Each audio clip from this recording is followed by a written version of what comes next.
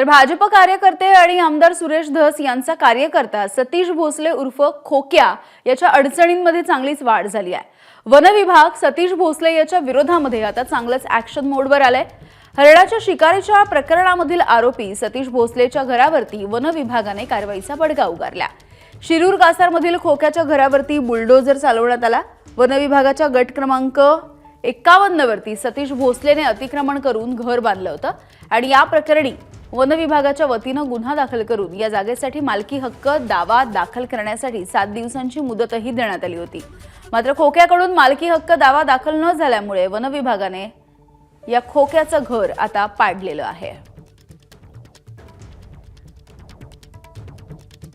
खोक्या उर्फ सतीश भोसलेच्या शिरूर कासारमध्ये याच घरी आपण बघतो की वन विभाग कारवाई करतोय। घरातलं साहित्य बाजूला काढलं जात आहे, पण आपण बघताय की आदिवासी कुटुंबातून असलेल्या सतीश भोसलेच्या घरी हे साहित्य त्याचं विशेषतः जे काही कोंबड्या आहेत त्याच्या घरची माणसं सुद्धा बाहेर बसलेली आहेत आणि अगदी बुलडोजर लावलं जात आहे। खरं तर एक नोटीस दिली होती वन विभागाने यापूर्वी सतीश भोसले याला जे काही अतिक्रमण केलेलं हे घर आहे ते घर काढण्यासाठीची नोटीस देण्यात आली होती। मात्र सतीश भोसले याने ते घर काढलं नाही आणि म्हणून आपण बघतोय की या ठिकाणी जी कारवाई सक्तीची कारवाई केली जाते आहे।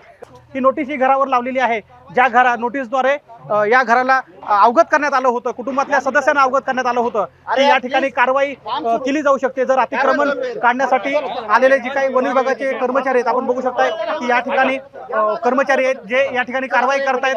अगदी 2 तासापासून मागच्या कारवाई सुरू आहे। अशा प्रकारचे बुलडोझर या ठिकाणी लावून या ठिकाणी कारवाई होते आणि ही कारवाई वन विभागाचे अधिकारी करतायत।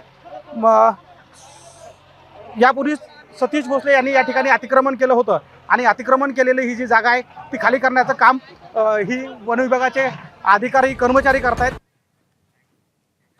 मुख्यमंत्री देवेंद्र फडणवीस यांनी सुद्धा सतीश भोसलेच्या अनधिकृत घरावरती झालेल्या कारवाईच्या संदर्भात प्रतिक्रिया दिली आहे। खोक्या असो, खोक्या असो, बोक्या असो, ठोक्या असो, कोणालाही सोडलं जाणार नाही। सगळ्यांना ठोकणं। खोक्या असो, खोक्या असो, बोक्या असो, ठोक्या असो, कोणालाही सोडलं जाणार नाही। सगळ्यांना ठोकणं। एबीपी माझा, उघडा डोळे बघा नीट।